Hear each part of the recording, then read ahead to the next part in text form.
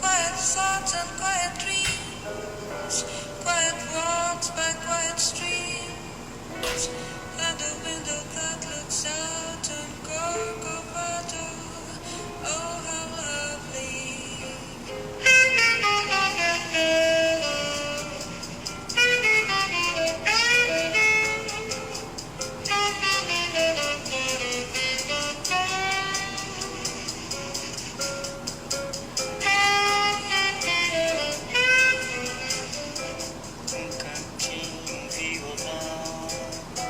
Esse amor, uma canção pra fazer feliz a quem se ama. Muita calma pra pensar e ter tempo pra sonhar. Da janela ver seu corcovado, o Redentor, que lindo. Quero a vida sempre assim, com você perto de mim, até o apagar da velha chama. Hello, hello, hello, hello, hello. Yes, it was Brazilian music. It was Stan Getz. He's an artist I really enjoy. Also, my hair is so long. It's just like, I can't even control it anymore, guys. So hello. I realize, I think I'm a little bit late. Am I late or early? I said 1 today, right?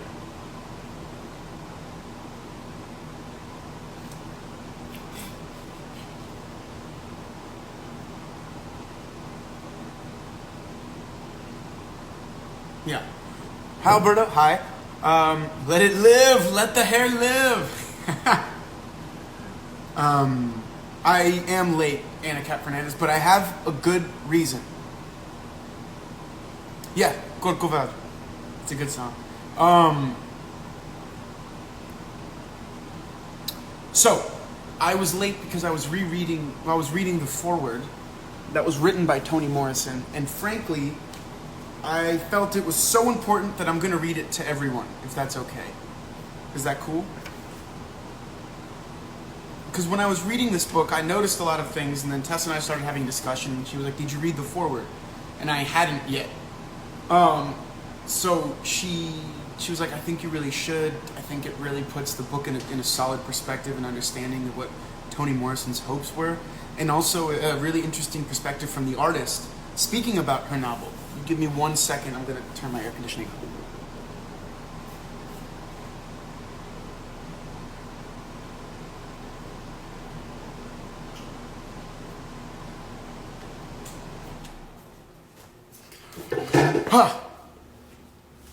Tessa would, I don't know if she'll join this discussion. I don't think she will for this one. Maybe the next one, but I don't think this one. I normally always read the foreword before, but yeah, it was something that I'm glad I didn't read it until after I'd read our first part, until winter. And then I read the foreword and I was like, she literally took all of the thoughts I was having, and obviously because it's her work, was able to put them into writing in a way that I was able to, I think, understand the thoughts I was having, really. You're supposed to read the foreword? I think I never did that. Prologue and forewords are made to be skipped by me. I'm sorry, I don't think I can pronounce your handle. I think the foreword and prologue are always very important, but at times they talk too much about the book and give away the book or ruin the book or spoil the book. So I start reading them until they start doing that, and then I stop. This foreword was great. So before we get into one-word thoughts and what we normally do for this book, I'm sorry, I'm diving right into this conversation because I want to make sure we talk fully about this book. So before we get into how we generally start, I'm going to read us the foreword to kind of give us all a context to place our thoughts in and continue this discussion from, if that's cool.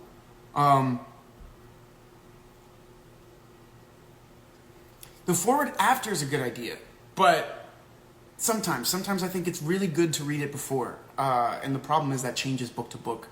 Because I just hate when I get spoiled by the foreword. Yeah, so Forward. This is Toni Morrison's forward to The Bluest Eye. It'll take me a few minutes because it is 3 pages, so hang in. I know it's kind of long, but it was fascinating to me. So I hope you guys don't mind sharing it for the next few minutes. Here we go. Forward. There can't be anyone, I am sure, who doesn't know what it feels like to be disliked, even rejected, momentarily, or for sustained periods of time. Perhaps the feeling is merely indifference, mild annoyance, but it may also be hurt. It may even be that some of us know what it is like to actually be hated, hated for things we have no control over and cannot change. When this happens, it is some consolation to know that the dislike or hatred is unjustified, that you don't deserve it. And if you have the emotional strength and or the support from family and friends, the damage is reduced or erased. We think of it as the stress, minor or disabling, that is part of life as a human. When I began writing The Bluest Eye, I was interested in something else. Not resistance to the contempt of others, ways to deflect it, but the far more tragic and disabling consequences of accepting rejection as legitimate, as self-evident. I knew that some victims of powerful self-loathing turn out to be dangerous, violent, reproducing the enemy who has humiliated them over and over. Others surrender their identity, melt into a structure that delivers the strong persona they lack. Most others, however, grow beyond it. But there are some who collapse silently, anonymously, with no voice to express or acknowledge it. They are invisible.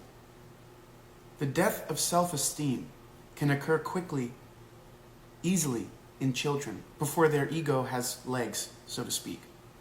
Couple the vulnerability of youth with indifferent parents, dismissive adults, and a world which, in its language, laws, and images, reinforces despair, and the journey to destruction is sealed. The project then, for this, my first book, was to enter the life of one of the least likely to withstand such damaging forces because of youth, gender, and race. Begun as a bleak narrative of psychological murder, the main character could not stand alone since her passivity made her a narrative void. So I invented friends, classmates who understood, even sympathized with her plight, but had the benefit of supportive parents and a feistiness all their own. Yet they were helpless as well. They could not save their friend from the world. She broke. The origin of the novel lay in a conversation I had with a childhood friend. We had just started elementary school. She said she wanted blue eyes. I looked around to picture her with them and was violently repelled by what I imagined she would look like if she had her wish. The sorrow in her voice seemed to call for sympathy, and I faked it for her. But, astonished by the desecration she proposed, I got mad at her instead. Until that moment, I had seen the pretty, the lovely, the nice, the ugly, and although I had certainly used the word beautiful, I had never experienced its shock, the force of which was equaled by the knowledge that no one recognized it, not even, or especially, the one who possessed it. It must have been more than the face I was examining. The silence of the street in the early afternoon, the light, the atmosphere of confession. In any case, it was the first time I knew beautiful. Had imagined it for myself. Beauty was not simply something to behold. It was something one could do. The Bluest Eye was my effort to say something about that. To say something about why she had not, or possibly ever would have, the experience of what she possessed, and also why she prayed for so radical an alteration. Implicit in her desire was racial self-loathing. And 20 years later, I was still wondering about how one learns that. Who told her? Who made her feel that it was better to be a freak than what she was? Who had looked at her and found her so wanting, so small a weight on the beauty scale? The novel pecks away at the gaze that condemned her. The reclamation of racial beauty in the 60s stirred these thoughts, made me think about the necessity for the claim. Why, although reviled by others, could this beauty not be taken for granted within the community? Why did it need wide public articulation to exist? These are not clever questions. But in 1962, when I began this story, and in 1965, when it began to be a book, the answers were not as obvious to me as they quickly became and are now. The assertion of racial beauty was not a reaction to the self-mocking, humorous critique of racial, cultural foibles common in all groups, but against the damaging internalization of assumptions of immutable inferiority originating in an outside gaze. I focused, therefore, on how something as grotesque as the demonization of an entire race could take root inside the most delicate member of society, a child, the most vulnerable member, a female.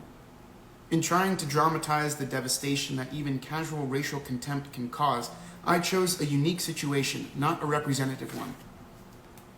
The extremity of Pecola's case stemmed largely from a crippled and crippling family, unlike the average black family and unlike the narrators.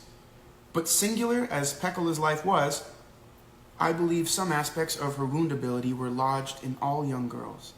In exploring the social and domestic aggression that could cause a child to literally fall apart, I mounted a series of rejections, some routine, some exceptional, some monstrous, all the while trying hard to avoid complicity in the demonization process Piccolo was subjected to. That is, I did not want to dehumanize the characters who trashed Piccola and contributed to her collapse. One problem was centering the weight of the novel's inquiry on so delicate and vulnerable character.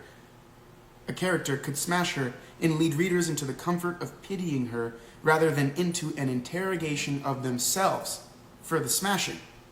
My solution: break the narrative into parts that had to be reassembled by the reader. It seemed to me a good idea, the execution of which does not satisfy me now. Besides, it didn't work. Many readers remained touched, but not moved. So the reason I wanted to read up to there at least was because of the idea that Toni Morrison really actively was discovering a way to confront these questions and ideas and thoughts that she was realizing, these things. And the brilliant part that we all love this book, she feels that she failed. She feels that she didn't achieve what she wanted. And I think that's really cool and interesting. And we have to analyze that as readers now. You know, how can... I think that really called to me. There's like 3 paragraphs left, but that's cool.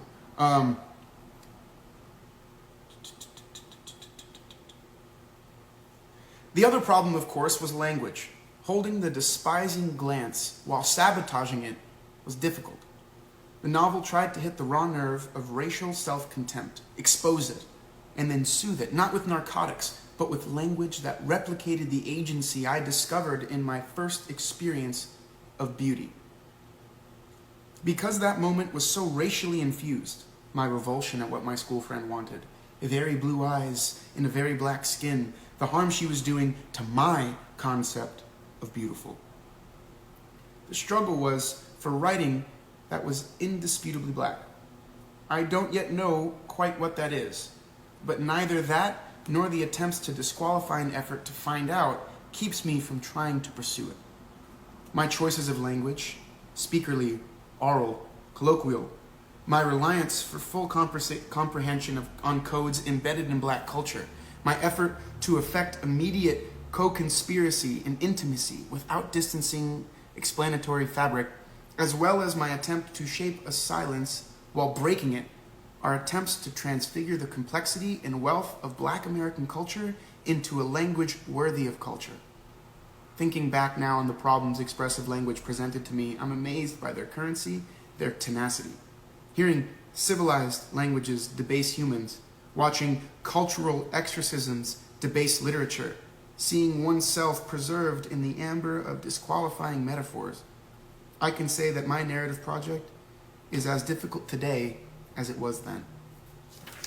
So she is recognizing this issue, this story that she's trying to comprehend for a world that doesn't have the language for it. And she realized that it's her job, but it's hard to do from both perspectives. It's hard to be in it and out of it. It's hard to destroy it while trying to build it so we can understand it. And then reading now, analyzing what we've read so far, it's fascinating. I understood a lot of what she was, I won't say understood, I think I garnered a lot of what she was saying in the foreword after having read up to winter. Because we're only going to talk up to, I didn't say this yet. We're only going to talk up to winter right now so that we can have 2 full discussions if that's cool. We'll talk about the last 2 seasons, spring and summer, right? Yeah, we'll talk about spring and summer Tuesday. Okay, now I'm going to look at questions, comments, concerns. But let's do this really quickly, if that's cool. I do want to keep this one a little more structured today. So, can we do our taking all of this in? So, no, everyone was supposed to have read the book. So thank you guys if you did. Just, I want to have 2 discussions. I cannot have this book with 1 discussion. There's a lot. And I love her language. You guys know I love Toni Morrison. So I really want us to dive in. So let's talk about, let's just say 1-word thoughts. What is everyone taking in so far in 1 word or however you want? Like, what are your initial reactions to this book? Sounds good. Alberto, though, I don't know if I can join the next live. It'll be at 3:30 my time. I understand the time is going to be weird. I'm going to save it and post it so everyone can watch whenever. I just want to make sure we get those 2 lives out of it. And anyone that can join for discussions, great. If not, we'll have these up here. Pain. Yes, Toni was a genius. Yes.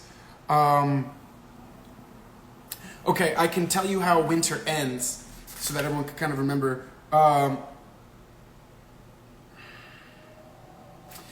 Winter ends with Pekla going to what's-his-name's house when he kills her cat. When he kills the cat, Junior's house, after she was like walking through the park. And then there's that horribly traumatizing scene where you think that she might find a friend who's going to show her a cat, and then he ends up trying to keep her prisoner and then kills the cat. Oh, okay. Pain, raw, sad, enlightening, fast-paced, heartbreaking, angry, genius, difficult reading. Reading it gave me this really heavy feeling. Yes, I think heavy is something. The summary is written as beautiful as poetry, juxtaposed with a story of tragedy. I'm not in the right mind frame for reading, so it's really just words on a page for me. Sorry. Oh, Lynn, I'm sorry that you're not in the right mind frame. When that happens to me, I read out loud, especially with a Toni Morrison novel. I think at times people, especially, I know if English isn't the first language, I'm not saying that's the case for you, but I know that people that I've spoken to, reading Toni Morrison out loud helps them get through some of it, because she uses language in a very cool way. But besides that, reading out loud always helps me kind of get into a book, because I start to taste the words and like feel them and use them, and it feels really good. So that's a trick I have for that.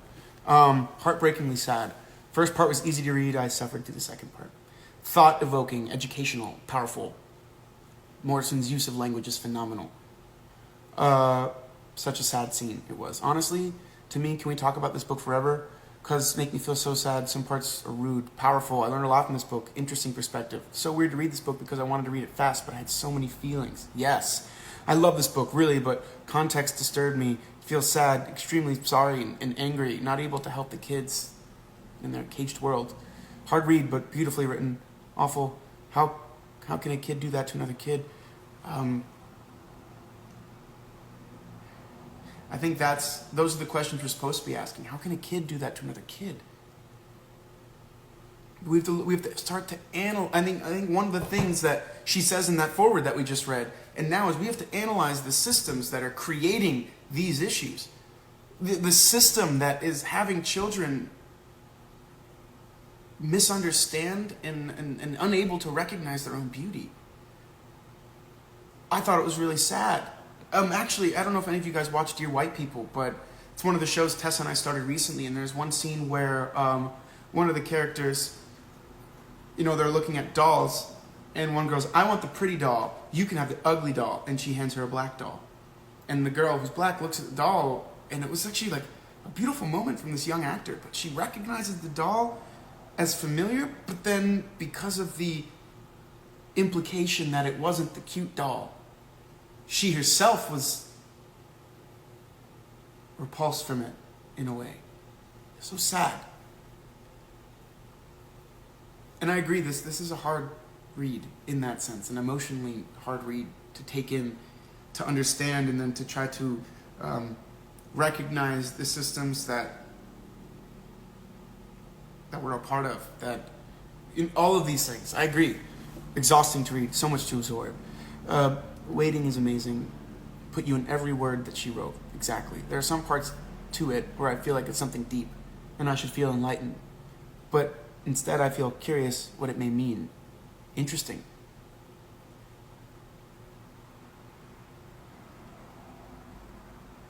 I had to feel it in my soul, yeah. I had to break it down into small sections because I couldn't believe what I was reading at certain parts. I agree. I read out loud, my mouth will go through the motions, my mind is elsewhere. I said it on Twitter the other day. Toni Morrison throws us out of our comfort zone and makes sure we don't come out unscathed. It's necessary. In a way, she shatters the illusion of the world that we live in, the illusion that's comfortable for us, so that from this moment forward, I honestly feel after reading this book, you can't go back. And I think that's why it's on the list. I think that's why it's breaking the facade that we have built and that society builds for us.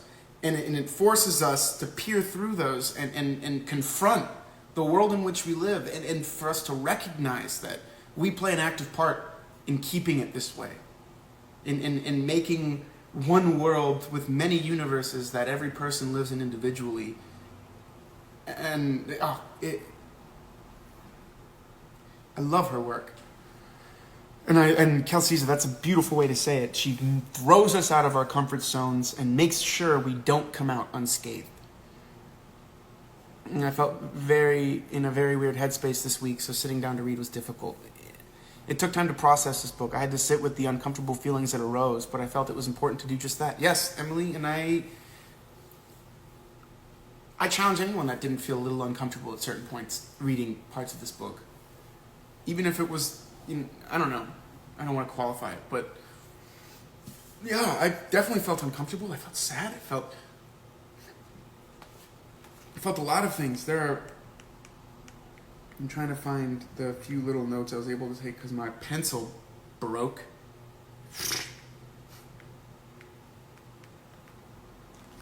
It was after page 40, I know that. It was before winter.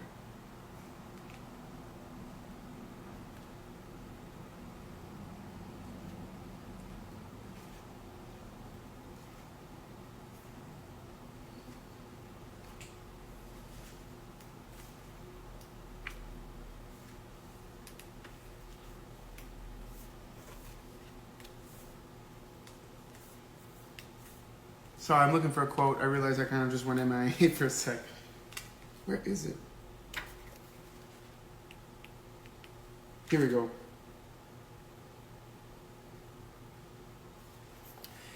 I don't know if... To me, reading the book, I felt this horribly oppressive and regimentedness that was required from the girls that we read about in this novel. Piccola, Frida, sister, I can't remember the other sister's name. But I think that's why this quote, we'll wait till quotes, sorry. As a teacher, I was so angry at the 1 or 2 paragraphs about the teacher, I had to stop reading, I was fuming. And that's another thing from the foreword, Michaela 10, sorry.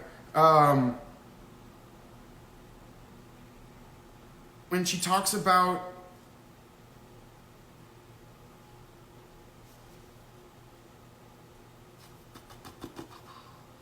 The vulnerability of youth, coupled with indifferent parents, dismissive results in a world in which language, laws, and images reinforces despair, and the journey for these children to destruction is sealed.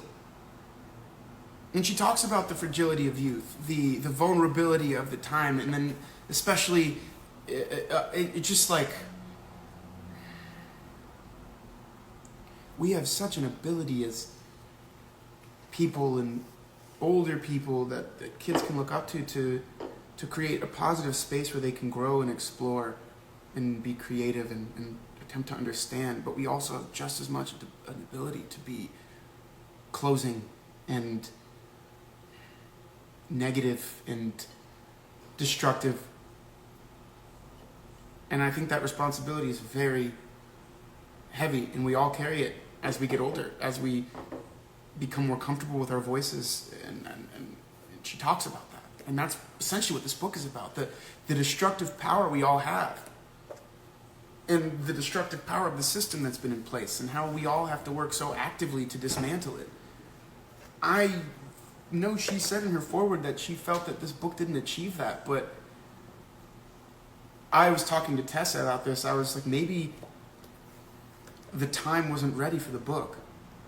At the time, people were comfortable in their whiteness or comfortable in this society, so they looked at this book and felt pity. But now, because the society's in this place where no one wants to be comfortable, where a lot of people want change, a lot of people say this is absolutely unacceptable to continue, and I can't stand the generations before me didn't do it, so now I have to. Now we have to. Reading this book in this generational context, I think, is a call to action and a force to, and forces us to reckon with our society. You know, I don't know. What do you guys think about that? I'm skipping to the end. I'm sorry. So many comments. I can't believe I have to skip all them. Okay, I'm going back up because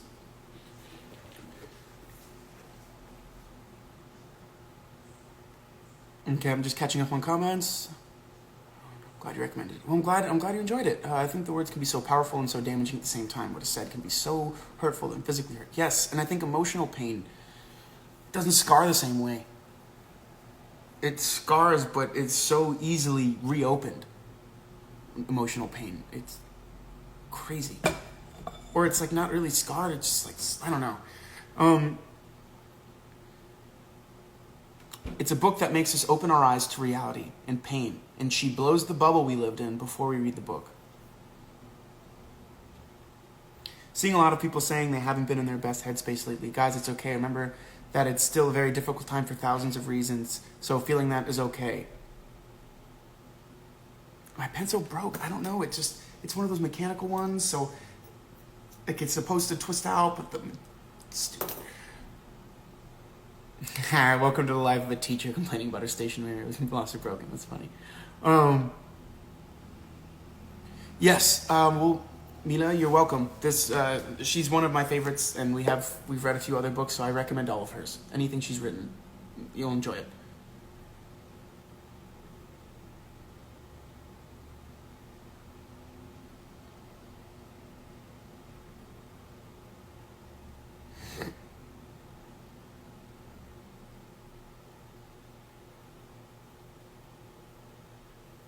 While this book really did throw me out of my comfort zone, it made me realize that with issues such as racism, you can't be comfortable confronting them. Confronting hate shouldn't be comfortable. And you know what? I'll speak to that really quickly. I confronted someone that I know recently about the posts that they've been putting on Instagram. Just about the...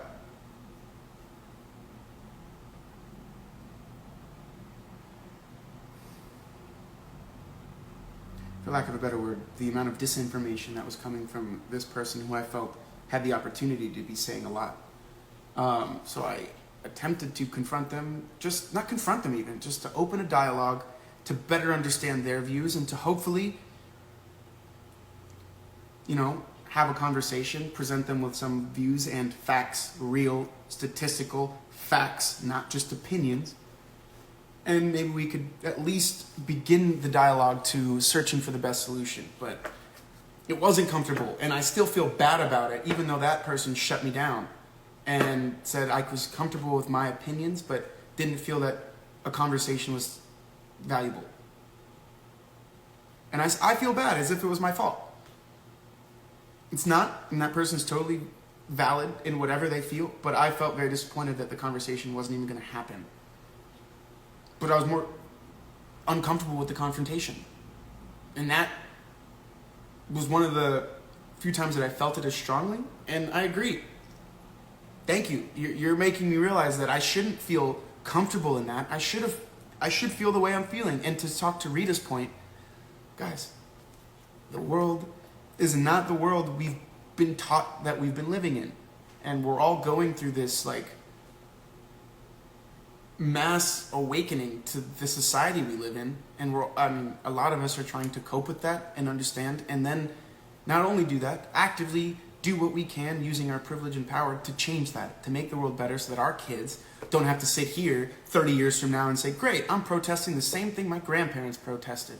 As if like they didn't do enough then. So like, sorry, I went on a tangent. To talk to Rita's point, and to anyone's point, all of the feelings we're having are completely valid. And that's one of the things we have to recognize.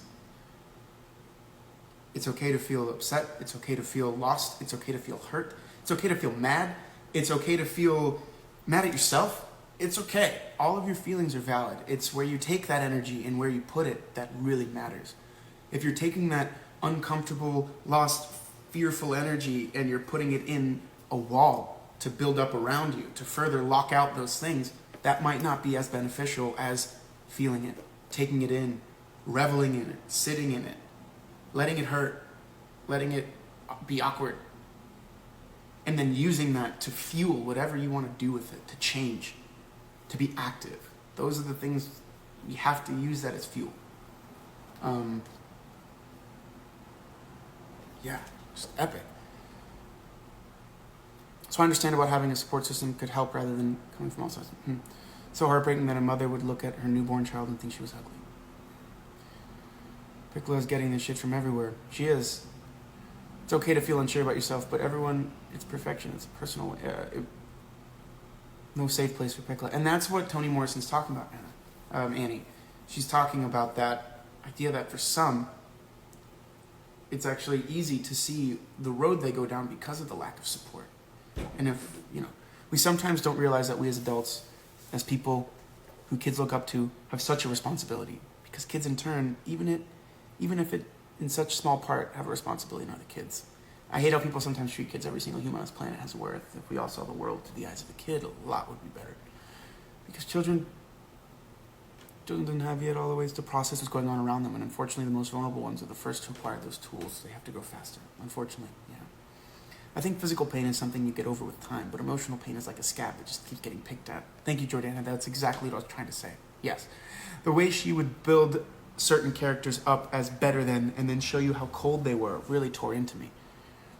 But the thing is, like, even the people that were built up to be better than, they were still experiencing a lot of things that they had to deny about themselves. That's, in a way, I think she did achieve that, where I don't envy anyone, and I pity them as much as I pity that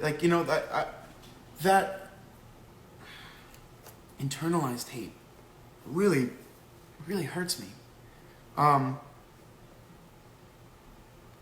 hate mechanical pencils, me too. There's a really nice quote from Toni printed on the back of my book.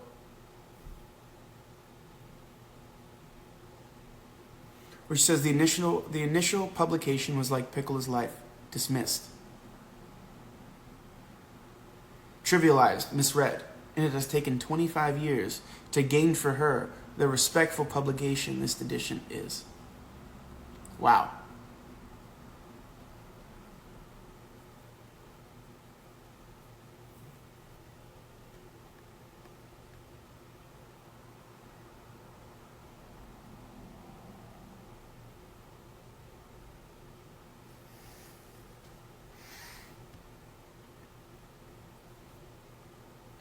Creo que este libro es y siguiera siendo actual hasta que la sociedad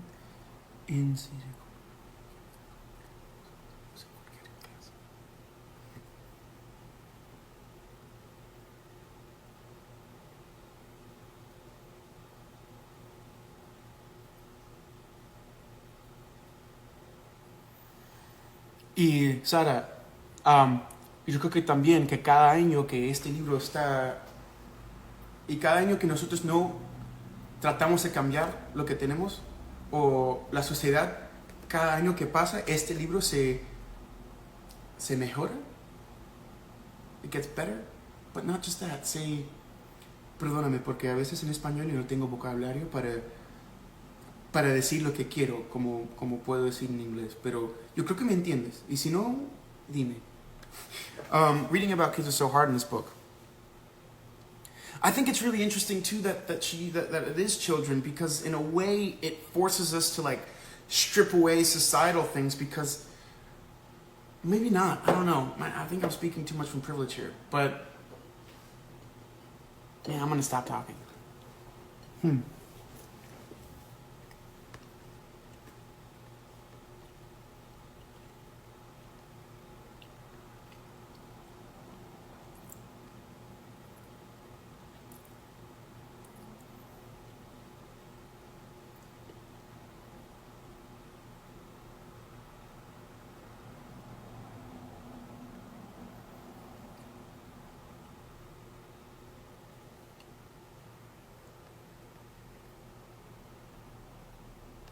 Also, really quickly to touch on the conversation, it wasn't reaching out to a person to have that confrontation or conversation wasn't in an attempt to tell them that they were wrong, or in an attempt to try to say I'm better than. It was an opportunity to educate, to understand, to question, to learn, to grow. And that's how we have to see every confrontation. At times, it'll be past that point. There are some people in my life that I'm no longer confronting, I'm shutting down. I'm saying, look, we've had conversations, I've presented you with facts many times. You continue to espouse just complete and utter ridiculousness, and because of that, I cannot give you any validity in what you're saying. But then there are others that I'm like, hey, we haven't had this conversation yet. I don't know if you're open to listening, and maybe even teaching me.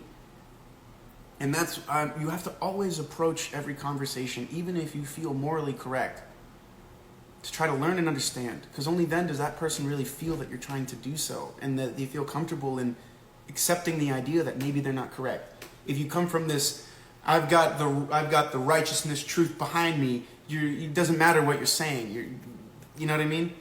We see that on both sides. I think you see people that are just completely set in their understanding, sound just as ignorant, regardless of which side they fall on. And I know it's hard when, like me, you do feel that I have. I won't continue that thought. But just so you know, it was never an attempt to shut someone down. It was an attempt to explore a conversation to understanding that person's thought process, and to help have them understand mine. And perhaps from there we can find a common ground that would then benefit everybody, instead of just benefiting certain groups of people. So, just remember that. It was never an attempt to shut someone down, silence, or quiet someone, because that's not what we believe in this book club. It was an attempt to inspire, grow, understand, learn, do all of those things. I pronounce piccola totally different than how you're saying it. You know, the Kender, is it piccola? Is it peccola? Is it piccola? I unfortunately don't know. But piccola sounds right, or piccola. I don't know. I know this. I feel like we're falling into. I don't know if it's wrong. I'm gonna look it up, and then next Tuesday I will have the googly, what they believe the pronunciation to be. I have actually huge oversight on my part that I didn't do that beforehand, and I apologize. It took my book a while to get here, and I think it had to be printed. The print date was a few days before I got it. That's so cool. That's actually really cool, Annie. I think this book should be on school reading lists. Mila, you're not wrong, but then you're going to be forcing the United States to completely analyze its form of education, which we know that people don't like to do, because through education they might learn that a lot of things this country's done have been really wrong. Sorry, I might get a little shady. I've been in a shady mood these last couple of days. Piccola's fragile. I was really sorry for her. I've imagined her feelings and never to admit that I've cried a bit for her. I feel the same way.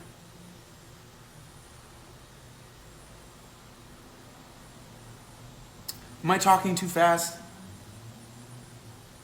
Oh wait, no, this is the Spanish. Oh goodness, I am so far behind again.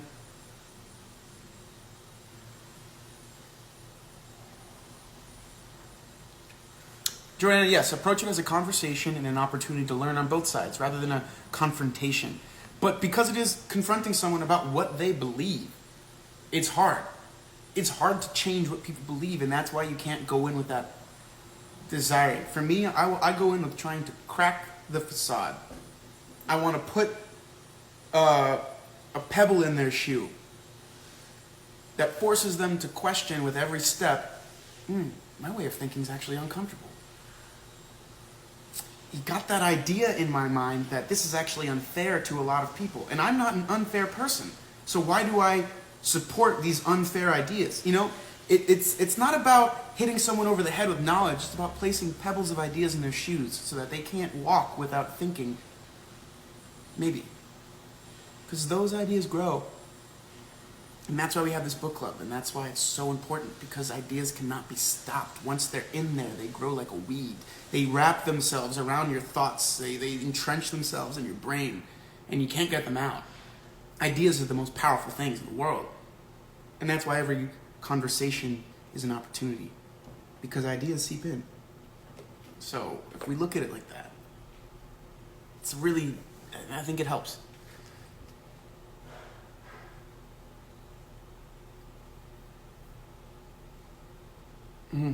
I hope that, Ty-Dye, I hope the conversation can happen for you as well. I apologize that happened. I hate to see that. But I'm proud of you for taking what you believe you need. Know your feelings are valid. And know that it's also up to you whether or not you want to open that door again. You know, you have power there. I apologize it's happening to you. You have our support in the book club. The real pronunciation of the names are the secrets of Toni Morris. Piccola sounds like piccola in Italian, which means little. Rita, I think you're onto something there. Textbook reform, yes. We'll talk about that some other time. I think it's peccola. I think so too, but I'm not sure. Oh no, I'm sorry that the author died. That's terrible. It's our education system. Really struggling with conversations right now. Most of my life is spent in the horse world and stereotypically closed-minded with very little POC representation. So tough. Emily Hope and Sputnik, I can't imagine. That's true, and that's, I think a lot of this, it's very hard for a lot of people, and I recognize that. Yeah.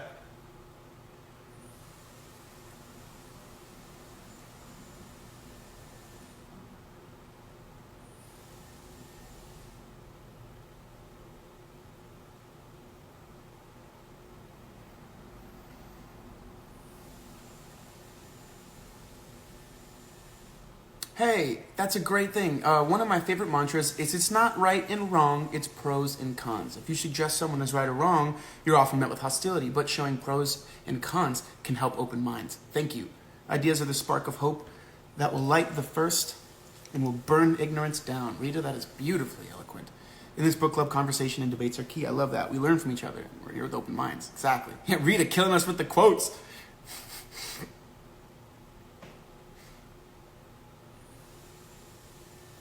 I think Rita nailed something there. I think you're right. Piccola. Piccola.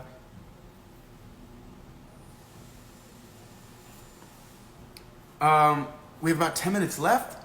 Oh my goodness, this was fast. Did we talk enough about the book? The first half was a very interesting entrance into this world. I mean, I'm going to read the quote. I started about 10 minutes late, so we had like 10, 15 minutes, so we're good. But I'm going to start with this quote now. This is the part when Peccola is with Miss Marie China and Marginot, was it Marginot? What is it? Manginoline?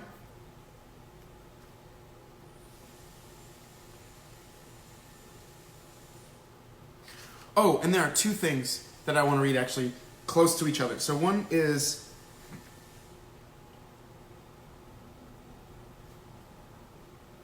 outside, Peccola feels the inexplicable shame ebb. Dandelions. A dart of affection leaps out from her to them, but they do not look at her and do not send love back. She thinks they are ugly. They are weeds. Preoccupied with that revelation, she trips on the sidewalk crack. Anger stirs and wakes in her. It opens its mouth, and like a hot-mouthed puppy, laps up the dredges of her shame. Anger is better. There is a sense of being in anger, a reality and presence, an awareness of worth. It is a lovely surging. Her thoughts fall back to Mr. Jakubowski's eyes, his phlegmy voice. The anger will not hold. The puppy is too easily surfeited. Its thirst too quickly quenched. It sleeps.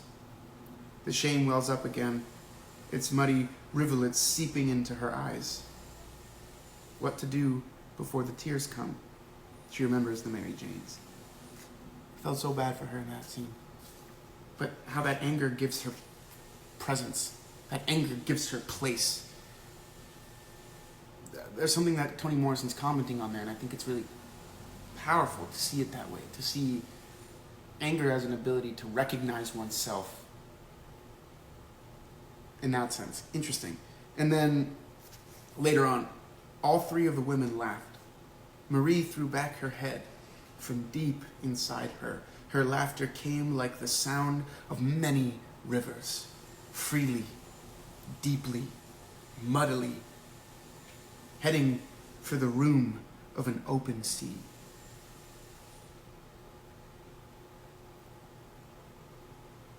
I love that line because it was also the first time she spoke of freedom within a person. It's the first time in this book where it shows someone satisfied with a joyous feeling. You know, and I thought that was so, I noticed it. I was like, this is the first time that Peccola's noticing anyone feel content, freedom from deep inside her. To me, that was such a powerful quote.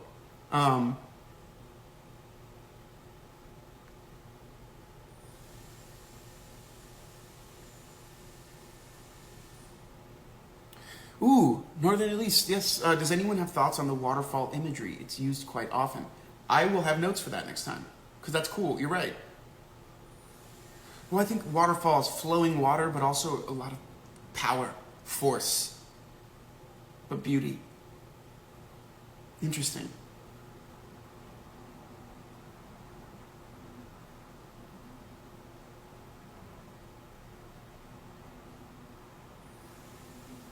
It's the stronger, yeah.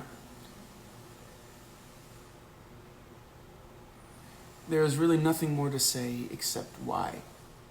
But since why is difficult to handle, one must take refuge in how. Yes. La versión debe de ser hacia ella, hacia su negrura. Todo en ella es fluido y expectante, salvo su negrura, que es pavorosamente extática, y es la negrura lo que cuenta. It's beautiful in Spanish.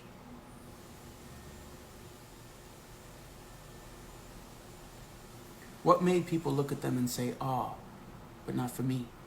I had only one desire, to dismember it, to see of what it was made. It discovered the dearness, to find the beauty, the desirability that had escaped me, but apparently only me. We courted death in order to call ourselves brave, and hid like thieves from life. Hid like thieves from life. We felt comfortable in our skins, admired our dirt, cultivated our scars, and could not comprehend this unworthiness. So when I think of autumn, I think of somebody with hands who does not want me to die.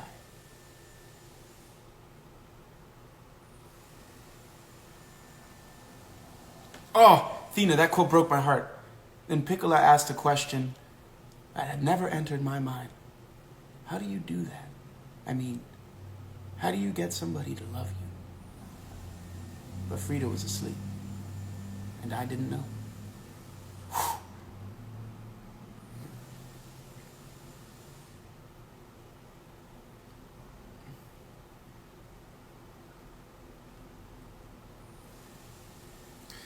Oh, Maddie McCall. Yes, Spark Notes really helps with this book. I read the Spark Notes too. I always try to do that. Read the summaries, the themes, and then look up other stuff that I think it brings up good questions. But I wholeheartedly agree with that. To supplement your reading, not to do instead of, but to complement. Sorry, not supplement. Complement. I'm eating banana bread. Sorry.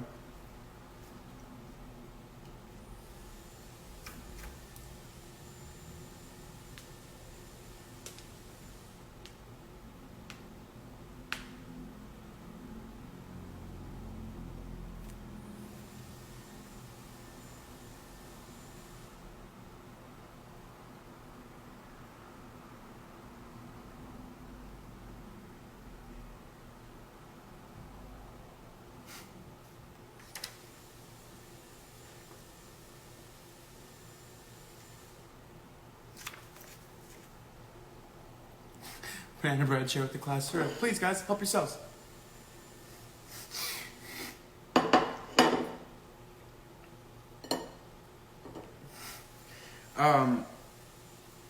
Hey, Tessa.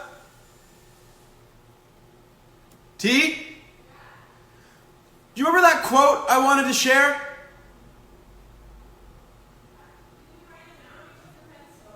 Yeah, no, the other one. Did I say another one besides that? Okay, then no, that was it. Never mind. Thank you. Oh my gosh, yes, Jordana. That was a great quote. That they themselves were black, or that their own father had similarly relaxed habits was irrelevant. It was their contempt for their own blackness that gave the first insult its teeth.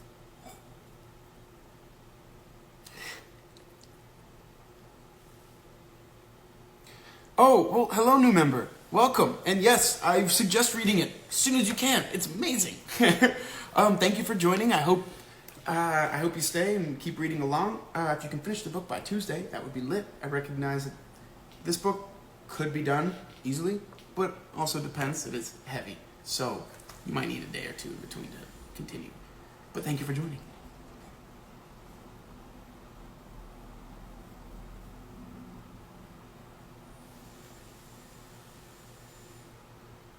I tried to share the banana bread. It's not my fault.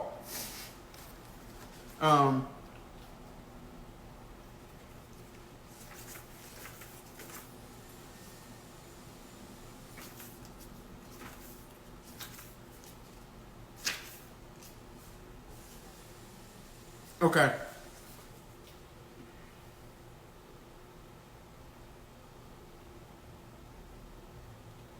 First insult its teeth.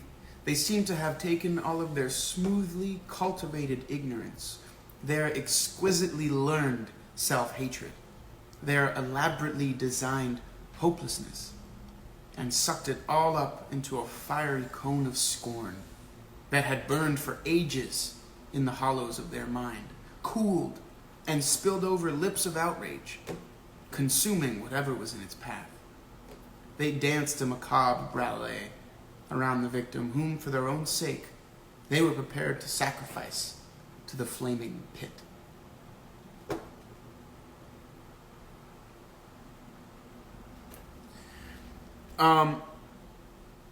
The self-hatred of their blackness really hit me multiple times throughout the book. Really hard to read. It was. And I'll tell you this. I mean, if this was a book club we met in person, we'd always have wine and cheese. But if anyone's having trouble with this book, I really recommend, you know why I always talk about this, the tastiness of language. Reading it out loud. Feeling the different words resonate, vibrate, and bounce off the insides of your teeth. And one of my favorite things about reading Toni Morrison is her ability to make tasting her novel so good. It's like she's a chef. And this is one of the best meals ever. Like, I don't know if you can tell even when I'm reading it, I want to make sure I feel where those words are banging and bouncing. And it's just one of my favorite parts about language is how they taste. So, talking about wine and cheese, I'm like, this is all the wine and cheese we need, guys.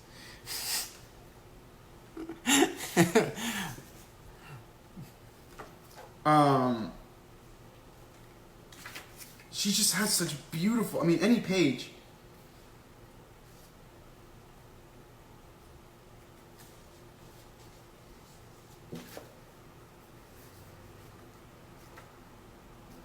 She's so beautiful.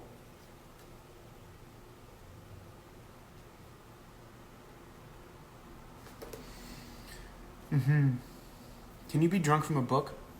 I wouldn't doubt it. Less than 5 minutes. Okay. So as you know, everyone, we're going to discuss the rest of the book on Tuesday. I apologize it's happening like that. I don't want to push the conversation another week and have to wait till Sunday. Unless everyone wants to do that and wait till the weekend, I'm cool with that, but I figured we want to be moving, and since a lot of us have already finished, I figured we could have the conversations close by. But if enough people feel as though they're not ready for that, or they want to have time till Sunday, or they want to make sure that they can be there, I'm down to push to Sunday. I just think Tuesday would be the best, just so we can do that, start reading James Baldwin on Wednesday, and maybe get like 50 pages done by Saturday or Sunday. If you've already finished the book and want to begin If Beale Street Could Talk, you can. By all means. Tuesday works great. Okay. And then I understand that it's not going to be as visited, so I will make sure I post it. And if not, can someone do the thing where they film it? I don't know how to do that. I don't know the apps. But if you guys can figure that out as like a backup in case the post doesn't work, that would be great. I probably won't start with a song because I know that sometimes cuts it off. So we'll finish the book for Tuesday, and then Tuesday we'll talk more specifically about how far we're going to read for this weekend's If Beale Street Could Talk. But if not, but if you want to start, you can. You can start right now. And then you'll just read, and then if you read too far, good for you. You don't have to worry about reading. So I say just start reading, and then tie-dye, we'll figure it out for tomorrow. I know losing best areas. Okay. Thank you guys. Today was really cool. I think you all know that I love Toni Morrison's writing. I love her imagery. I love the perspective. I love how much we're learning. As this week continues, I challenge all of us to continue starting conversations, not confrontations. I challenge us to being open to learning, and yes, you can learn from everyone, not just people that you agree with. I'm learning that lesson too. So yeah, continue to stay open and don't shut people out of your lives because of conversations, knowing that ideas can be that pebble. And then sometimes that grows into a rock, and then sometimes you have to take off your shoes and learn how to walk without them. So it's a good, I don't know if that metaphor worked, but understand, as long as we're always open. So continue questioning, continue learning, continue being open, continue growing, and continue to be positive forces of change in your communities. We need them now more than ever, and we could be the change that we want to see. We could be that person that finally gets someone that doesn't agree with us to think maybe, and that maybe could turn into a how did I think this way before to a I'm on your side. We just have to stay positive. If you can't stay awake for Tuesday, it's okay. I'm counting down for 15 seconds now. So I will see you guys on Tuesday. Thank you for joining. All of the new readers, thank you for coming. Invite your friends, and I'll see you guys soon. Peace.